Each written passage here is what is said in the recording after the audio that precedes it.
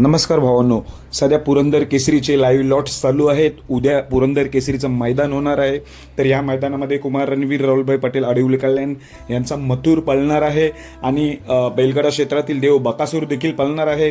आता मला मथुर आणि बकासूरचे 90% पैरे समजलेले आहेत, ते तुम्हाला सांगणार आहे आणि मथुरचा गट क्रमांक किती हे आपण सांगणार आहोत. तर सर्वप्रथम सांगतो मथुरचा गट क्रमांक. तर भावांनो, कुमार रणवीर राहुलभाई पटेल आडिवली कल्याण या नावाची चिठ्ठी निघालेली आहे. तर चिठ्ठी कुठल्या गटामध्ये? गट क्रमांक 10 मध्ये तास 3 वर.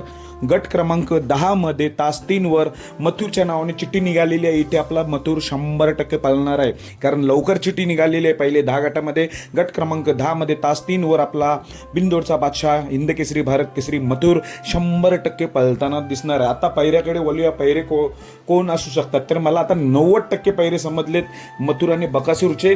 तर मी 90% पैरा सांगतोय सध्या, आणि हे पैरे असण्याची शक्यता दाट आहे, दाटच. कारण आतापर्यंत उद्या मैदान आहे, सकाळी रात्री थोडं समजतात. जेवढं समजले तेवढं मी सांगण्याचा प्रयत्न करतोय. सर्वप्रथम सांगतो मथुरचा. तर मथुरचा पैरा असणार आहे, मला असं कळतोय की मुंबईचीच जोडी आहे. मुंबईचीच जोडी म्हणजे नाव कळलंय. मथुर आणि शंभू ही जोडी उद्या पळणार आहे. शंभू हा नंदी कुठला आहे? मला वाटतंय राऊत यांचा असू शकतो, पण मथुर आणि शंभू अशी जोडी पळणार आहे उद्या गट क्रमांक 10 मध्ये तास 3 वर. हा पैरा मला समजलेला आहे. हा 90% आहे, मी 100% खात्रीशीर नाही सांगत, पण मथुर आणि शंभू ही नावं पुढे आलेली आहेत. मुंबईची जोडी पळणार आहे गट क्रमांक 10 मध्ये तास 3 वर.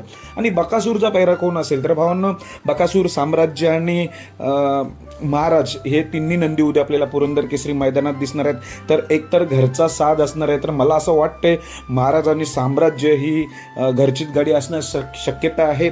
आणि बकासूरचा पैरा असू शकतो, मला वाटते ती आधी जोडी टॉपची होती, A1 जोडी अशी, वेगाचा शेवट सर्जा आणि बकासूर हा पैरा असण्याची दाट शक्यता आहे. हा मी पैरा सध्या 90% सांगतोय.